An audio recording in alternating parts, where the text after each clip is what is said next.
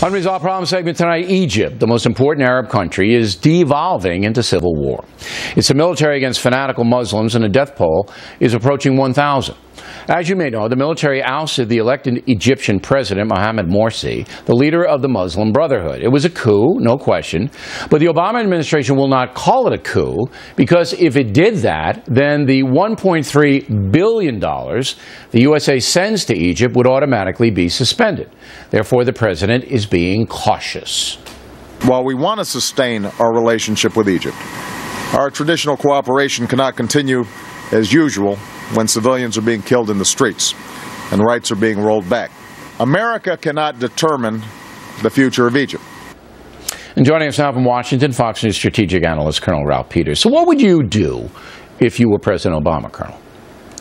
Be quiet. He's absolutely right that we cannot determine the future of Egypt. The Egyptian people have to.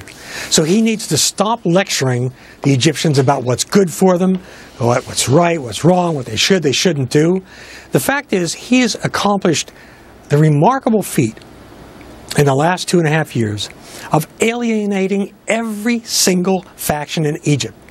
He just needs to back off now and accept the fact the Egyptians have come to this pass themselves, and they will have to resolve it. And all our do-gooding lectures and mortification won't change anything. Okay, but we cannot, the United States, allow Egypt to become a fundamentalist Muslim state. Therefore, there is a tilt, I believe, by the Obama administration to the military, because the military doesn't want that. They're fighting the Islamists right now. I think that's what's going on here. Well, Bill, you're absolutely right that the choice facing us and the world is, which Egypt do we want in the future? Do we want an imperfect, hybrid democracy in which the military plays a role? Or do we want a Sunni Muslim Iran? A fanatical state. Can't have that. So we have to tilt toward the military and try to rein them in. And you say sit on your hands and don't say anything. I think behind the scenes we got to be telling the military, hey, look, you know, we're with you in the sense that we want you to participate in a democratic government. We don't want the Islamists taking over. But on the other hand, you can't be gunning down civilians into here square.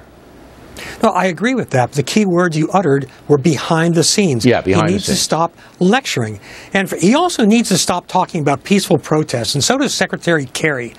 These peaceful protesters don't bring Kalashnikovs to demonstrations. Look, they don't burn Christian churches. I don't think there's ever been a time in history where the Islamists, I mean the fanatical people, peacefully did anything, all right? They do it by the sword.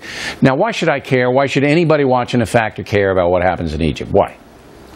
Well, because it's not about Egypt. It's about Egypt, Syria, Iraq, Libya, Tunisia, and obviously there's oil, but it's much more than that. What we're seeing, you know, the Islamists don't see the borders on the map that we see. They see the region. And all these struggles are related. And it's a struggle on the most basic level between those Arabs and other peoples in the Middle East who desperately want change, want a better future, not a perfect one, but a better future, somewhat more freedom to modernize their societies and economies, and their enemies, and ours as well. The extreme religious fanatics who want to turn back the clock, who want a religious dictatorship all right, so you say that we should care because if the bad guys, the fanatical Islamists get in control, that they're going to turn on the United States, so we're going to have to fight them, and they'll be stronger then, so we should try to cut it off now. Is that about it? But we need to recognize our limitations. We can play on the margins if we're smart. Well, I think Obama has recognized our limitations. He didn't do anything. I mean, he didn't do anything in Libya. He's not doing anything in Syria. Iraq's falling apart. He's not doing anything there. And Iran does what it wants. So limitations, I think we're pretty limited here, Colonel. I haven't seen him do anything. And that brings me to Syria. You got the biggest villain in the world right now, you know, in Syria, gunning down his own people. And the USA doesn't do anything, doesn't establish a no-fly zone, doesn't set up refugee camps for these poor people.